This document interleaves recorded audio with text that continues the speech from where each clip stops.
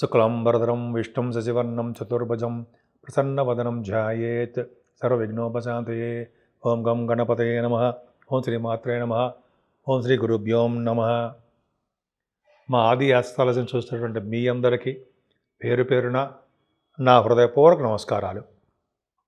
ఇప్పుడు మనం 18 జనవరి 2026 నుండి 24 జనవరి వారం రోజుల పాటు అంటే 2026 అనమాట 12 రాశుల వాళ్ళకి ఎలా ఉండబోతుందో తెలుసుకుందాం. దానికంటే ముందర ఏంటంటే ఇప్పుడు మనం 12 రాశుల గురించి చెప్పుకుందామండి. ముఖ్యంగా ఇది చెప్పే ముందర ఏంటంటే గ్రహాల యొక్క స్థితిగతులు ఏమిటి తెలుసుకుందాం. ముఖ్యంగా ముందర గురుగ్రహం గురించి చెప్పుకుందామండి. గురుడు వక్రగతిలో మిథున రాశిలో ఉన్నాడు. అంటే ఎప్పుడైనా శుభగ్రహాలు వక్రిస్తే శుభ ఫలితాలే ఎక్కువ ఇస్తాయి. కేతు సింహరాశిలో ఉన్నాడు. అంతేకాకుండా రవి, బుధ, కుజ, శుక్రులు మకర రాశిలో ఉన్నారు. రవి మకర రాశిలో ప్రవేశించాడంటేనే మకర సంక్రమణము అంటాం. అప్పటి నుంచి మనకి ఉత్తరాయణ పుణ్య కాలం స్టార్ట్ అయిపోతూ ఉంటుంది. పైగా ఉచ్చస్థితి కుజుడు కూడా ఉన్నాడు అక్కడ. ఉచ్చస్థితి కుజుడు ఉండడం వల్ల గొప్ప అదృష్టం అండి. అంటే అదృష్టం ఎవరికంటే మంచి మంచి కొన్ని రాశుల వాళ్ళకి ఉంటాయి. అదృష్టం ఇస్తాడు ఆయన. కాబట్టి ఒక శుభగ్రహం అంటే ఒక రవి ఉండడము, ఒక ఉచ్చ గ్రహం కూడా ఉండడం కూడా గొప్ప అదృష్టము. అలాగే బుధ శుక్రులు అంటే మకర రాశిలో ఈ గ్రహాల యొక్క ప్రభావం అదృష్ట సంకేతాలు సూచిస్తూ ఉంటాయి కొన్ని రాశుల వాళ్ళకి. అలాగే రాహు కుంభరాశిలో వాయుతత్వ రాశిలో ఉన్నాడు, మంచి ఫలితాలే ఇస్తాడు. అలాగే శనీశ్వరుడు మీనరాశిలో ఉండడం వలన కొన్ని రాశుల వాళ్ళకి జలగండాన్ని ఇస్తూ ఉంటాడు, కొన్ని రాశుల వాళ్ళకి అనారోగ్య సమస్యలు సృష్టిస్తూ ఉంటాడు అని చెప్పుకుందాం. సో ఇవన్నీ గ్రహస్థితులు అంటే 9 గ్రహాలకి ఉన్నటువంటి పొజిషన్స్ చెప్పాను. ఇప్పుడు మనం కన్యారాశి వారికి ఈ వారం మొత్తం కూడా ధనంతోనే మునిగి తేలుతుంటారు. అంటే అర్థం ఏంటంటే మీకు రావాల్సినటువంటి సంపదలు సకాలంలో మీ చేతికి అందుతాయి. కొన్ని మొండి బాకీలు ఉన్నాయి కాబట్టి అవి కూడా రావడానికి అవకాశం ఉన్నాయి. కుటుంబంలో వృద్ధి, కుటుంబంలో సౌఖ్యము, కుటుంబంలో గౌరవము. కుటుంబం అంటే భార్యాభర్తలు, తల్లిదండ్రులను వస్తారు, పిల్లలు కూడా. సో ఆ డెవలప్మెంట్స్ మీకు ఎక్కువ ఉన్నాయండి. ముఖ్యంగా గాయకులకి బాగా పాటలు పాడే శక్తి, యాంకరింగ్ వృత్తిలో ఉన్న వాళ్ళకి కూడా ధనప్రాప్తి బాగా ఉన్నాయండి. మీకు అద్భుతమైన యోగం అని చెప్పచ్చు. చదువు విషయంలో కూడా ఆటంకాలు ఉండవు, చదువు బాగా వస్తుంది. అలాగే భూములు కానీ వాహనాలు కానీ కొనుక్కుంటారు. తల్లిగారికి బాగుంటుంది. ఆరోగ్య సమస్యలు అనేవి రావు మీకు, ఆవిడికి కూడా. అంటే ఆరోగ్య సమస్యలు అంటే అనారోగ్యంగా ఉండరు.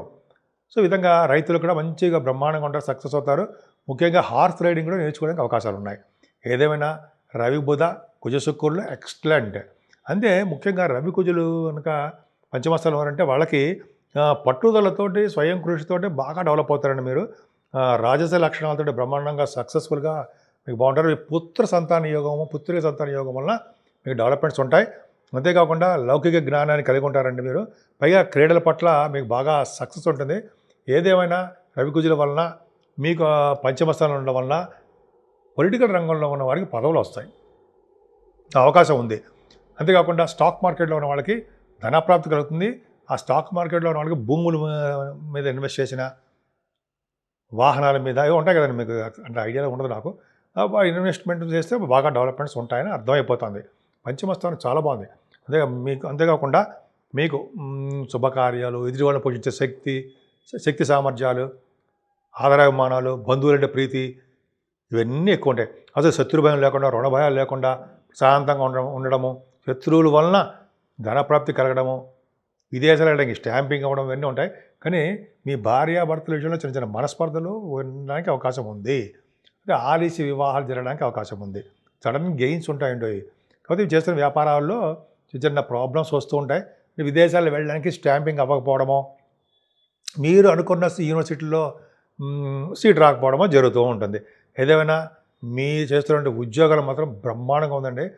కొత్తగా ఉద్యోగాల కోసము, గవర్నమెంట్ సంబంధించిన ఉద్యోగాల కోసం అప్లై చేసే వాళ్ళకి గవర్నమెంట్ సంబంధించిన ఉద్యోగాలు వస్తాయి. ప్రభుత్వ రంగ సంస్థల్లో మీకు ఉద్యోగ అవకాశాలు ఉన్నాయి. ఆల్రెడీ పనిచేసే వాళ్ళకి బాగా డెవలప్మెంట్స్ ఉంటాయి, ప్రమోషన్స్ ఉంటాయి. ముఖ్యంగా స్కూల్స్ ఉంటారా అంటే ఎడ్యుకేషన్ సంస్థల్లో పనిచేసే వారికి, అంటే లెక్చరర్స్ అంటాం కదా, ప్రొఫెసర్స్ వాళ్ళకి, అలాగే ఆడిటర్స్కి, ఫైనాన్స్ అండ్ అకౌంట్స్ వీళ్ళకి, లాయర్స్కి, అడ్వకేట్స్, డాక్టర్స్ వృత్తిలో ఉన్న వారికి ఈ గురు ప్రభావం ఉందండి. చూసారా, దశమ గురు ఉన్నాడంటే చాలా యోగాన్ని కలిగిస్తాడు. కాకపోతే అంటే మీకు కేతు ప్రభావం కూడా కొద్దిగా ఖర్చులు అధికంగా ఉంటాయి. దైవ దర్శనం మాత్రం బాగా చేసుకుంటారు. మీకు ప్రతిసారి చెప్తున్నట్టుగానే నా పేరు వాడ్రే వాదునారాయణ శర్మ. CMA చేశానండి నేను. సరే అది పక్కన పెడదాము. మీ జాతకాలు చూపించుకోదలుచుకుంటే మీ date of birth, time of birth, place of birth ఉండాలండి. అంటే జాతకాల్లో వివాహాలు కానీ, ఉద్యోగ సమస్యలు కానీ, అంటే వివాహ సమస్యలని, చిల్డ్రన్ సమస్యలని అనేక రకాలుగా ఉంటాయి కదండి మనకి. ఫారిన్ వెళ్ళడం ఇవన్నీ ఉంటాయి కాబట్టి అది ఖచ్చితంగా నేను చెప్పగలను. వివాహాది వేడుక కూడా ఏ నెలలో, అంటే జనరల్ సుమారుగా కూడా మనం చెప్పచ్చు ఏ నెలలో జరుగుతుంది, ఏ సంవత్సరంలో ఉంటుందని కూడా నేను కొన్ని డేట్స్ కూడా ఇస్తాను. సరే అది పక్క పెడదామండి. ఇంకా మీకు ముహూర్తాలు పెట్టుకోవాలనుకున్నా ముహూర్తాల గురించి కానీ, లేదా ఇంకా ఏంటంటే మీకు ఇంకా కావాలన్న వివాహ ముహూర్తాలు, ఒడుగు ముహూర్తాలు అనేది ఇంక ఇప్పుడు లేవు కాబట్టి రాబోయే కాలంలో ఉంటాయి. అలాగే మంచి మంచి శుభకార్యాలు ముహూర్తాలు, పెళ్ళిళ్ళు, గృహప్రవేశ ముహూర్తాలు అన్నీ ఉంటాం కదా మనం. ఇవన్నీ ముహూర్తాలు కూడా మన ఆది ఆస్ట్రాలజీ నుంచి నేనే పెడుతుంటానండి. మీకు ఏమాత్రం చెప్పి మీరు ఒకవేళ కావాలనుకుంటే నాకు ఫోన్ చేయొచ్చు. 7075389589 కింద కనిపిస్తుంది కదండి. 7075389589. సో ఈ విధంగా మనం చేయొచ్చు. అంతేకాకుండా మీకు ఏమైనా సమస్యలను ఆస్ట్రాలజీకి సంబంధించిన సమస్యలు కాకుండా మీకు వాస్తు సమస్యలు అంటుంటాం మనం. వాస్తు సంబంధించినటువంటి ప్రాబ్లమ్స్ వచ్చినా సరే నాకు ఫోన్ చేస్తే తప్పకుండా నేను పరిష్కార మార్గాలు చెప్తాను. ఇప్పుడు ఈ వారం రోజులు కూడా అండి మనం చేయవలసినటువంటి పూజలు కూడా ఒక అద్భుతంగా ఉందండి. ఏంటంటే 12 రాశుల వాళ్ళకి అన్ని గ్రహాలు కూడా అనుకూలించవు. ముఖ్యంగా రాహుకేతులు కానీ, అర్ధాష్టమ శని కానీ, అష్టమ శని, ఏలినాటి శని ప్రభావం కొన్ని ప్రభావాలు అందరి రాశుల మీద ఉంటాయి. సో మనం ఈ వారం మొత్తం కూడా పూజించవలసిన దేవుడు సూర్యభగవానుడు. సూర్యభగవాన్ని పూజించడం వల్ల సకల శుభాలు కలిగి తీరుతాయి. సుబ్రహ్మణ్యేశ్వర స్వామి ఆరాధన వలన, సుబ్రహ్మణ్య స్వామి ఎగ్జాల్టేషన్లో ఉన్నాడు, సకల శుభాలు చాలా బ్రహ్మాండం కలుగుతూ ఉంటాయి. అంతేకాకుండా శనీశ్వరుడి యొక్క దోషం కూడా ఉందని మనకి, అంటే 12 రాశుల మీద కొన్ని రాశుల వాళ్ళకు ఉంటాయి. వాళ్ళకి ఆ దోషాల పరిహారం అవ్వాలంటే 7 శనివారాల పాటు శనీశ్వరుని తైలాభిషేకాలు చేయించుకోవడము, అలాగే వెంకటేశ్వర స్వామి ఆరాధన, అఖండ దీపారాధన వెంకటేశ్వర స్వామి వారి దగ్గర, అంతేకాకుండా ఆంజనేయ స్వామిని దీపారాధన చేయడం వల్ల సకల శుభాలు కలుగుతాయి, అందులో డౌటే లేదు. అలాగే వ్యవస్థిత రాహు, పంచమ రాహు, సప్తమ రాహు దోషాలు ఖచ్చితంగా ఉంటాయి. సో అదొకటి కేతు ప్రభావం ఉంటాయి. అందుకనే ఏమాత్రం వీరున్న కాళహస్తి వెళ్ళి దర్శనం చేసుకోండి. అంతేకాకుండా మన ఊళ్ళోనే కావాలనుకుంటే టెంపుల్స్లోకి వెళ్ళండి. శుభ్రంగా రాహుకేతువులకి ప్రతి శనివారం కానీ, మంగళవారం కానీ, శనివారం శుక్రవారాల్లో కూడా మీరు చేయించుకోవడం వలన కూడా రాహుకేతువుల దోషాలు పరిహారం అవుతూనే ఉంటాయి. అంతేకాకుండా అమ్మవారిని పూజించడం వలన, గణపతి ఆరాధన చేయడం వలన, సుబ్రహ్మణ్య స్వామి ఆరాధన చేయడం వలన ఈ రాహు వలన వచ్చే దోషాలు, కేతు వలన వచ్చే దోషాలు కూడా చాలా మటుకు పరిహారం అవ్వడానికి అవకాశాలు ఎక్కువ ఉన్నాయి. ఈ వారం మొత్తం కూడా మనం చెప్పినట్టుగానే సూర్యభగవాన్ ఆరాధన మాత్రం మర్చిపోకుండా చేయవలసిన పని అది ఆయన్ని. ఎందుకంటే మనకి ఆల్రెడీ తెలుసు కదా, ఉత్తరాయణ పుణ్యకాలం స్టార్ట్ అయిపోయింది. సో సోమవారం పూజించడం వల్ల సకల శుభాలు కలుగుతాయి.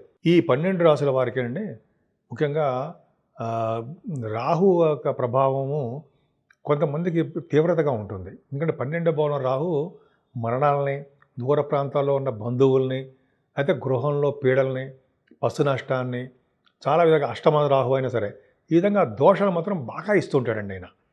సో శ్మశానంలో అడుగుపెట్టేటి చేయడము, బరియల్ గ్రౌండ్స్లో కొంతమందికి ఉంటుంది, అలా చేయడానికి అవకాశాలు ఉంటాయి. సో కాబట్టి ఆ దోషాలన్నీ పరిహారం అవ్వాలంటే మనం ఖచ్చితంగా రాహుకు సంబంధించినటువంటి నవగ్రహాల రాహుకి కొన్ని వారాల పాటు, 8 వారాలు, జనరల్గా 18 వారాలు అంటాం, అంతవరకు అక్కర్లేదు మనకి, 7-8 వారాలు చేసుకుంటూ ఆ స్వామివారికి దానాలు ఇస్తుకుంటూ ఉంటే ముఖ్యంగా రాహు ఇంపార్టెన్స్ ఉంటుందండి. అందుకనే రాహు పూజ చేసుకున్న తర్వాత ఆయనకి శివాభిషేకాలు చేసుకోవడం వల్ల సకల శుభాలు కలుగుతాయి. రాహు ప్రాణం నిలబెట్టడంలోనూ మునగాడు ఆయన. మంచి ఆయుర్దాయం ఇవ్వాలన్నా, మరణం నుంచి వెనక్కి తీసుకురావాలన్నా కూడా రాహు మంచి శనికంటే బలవంతుడు. అలాగే ఆయన మనకి ఇబ్బందులు కలిగించాలన్నా కూడా శనికంటే క్రూరుడు అంటాం కదా, అలా మనకి ఏమైనా దోషాలు ఇవ్వాలన్నా, ఎటువంటి ప్రాబ్లమ్స్ క్రియేట్ చేయాలన్నా సరే రాహు వలన కూడా అవుతుంది అంటాం.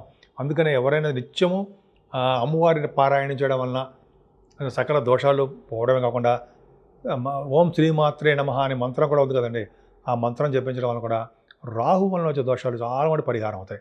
ఈ కేతు వల్ల అంటారా, గణపతిని పూజించడము మనకి అవన్నీ చెప్పదగ్గ అంశాలు మీకు తెలుసు కదా. గరిగితో పూజించడము, పౌర్ణమి వెళ్ళిన చవితి తర్వాత ఇంకా శుభ ఫలితాలు ఎక్కువ ఉండడం, ఇవన్నీ కూడా మనకి చెప్పదగ్గ అంశాలు కింద చెప్పచ్చు. ఈ విధంగా మనం చేసుకుంటుండడం వల్ల సకల శుభాలు కలుగుతాయి.